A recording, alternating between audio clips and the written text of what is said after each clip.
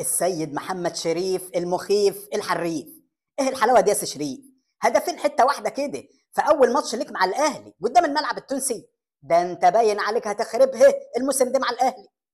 يا عم ده انا لسه بلين المسائل. الهدفين دول حاجه كده حلاوه روح. لسه الشغل التقيل جاي ورا.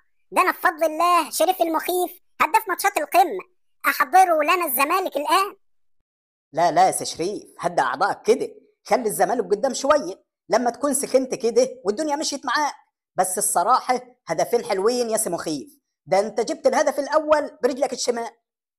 يا ابني انا بفضل الله بجيب اجوان باي حاجه. رجل اليمين، رجل الشمال، دماغي، وداني.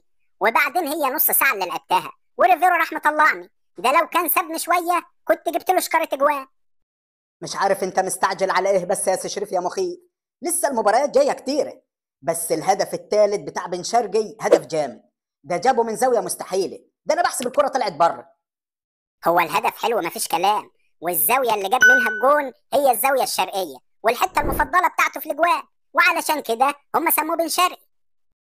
يا سلام، انا اول مره اعرف المعلومه دي. بس قول لي يا سي شريف، قال هو بصحيح انت كنت بتتفاوض مع الزمالك قبل ما تيجي الاهلي؟ ده كل الناس كانت بتقول انك هتيجي من السعوديه على الزمالك على طول.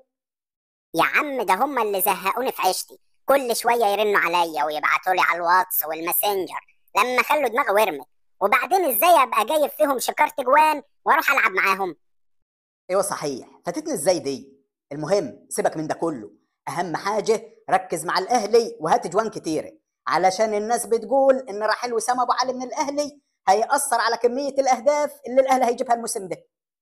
يا عم وسام مين والناس نايمين؟ ما تخليناش نخبط في الحلل بقى.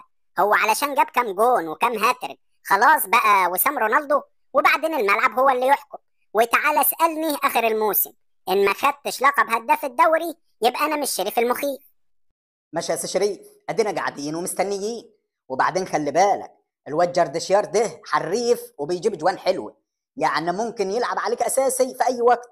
وزي المثل ما بيقول خلي بالك من جردشيار، ده بيجيب جوان كانه بياكل خيار.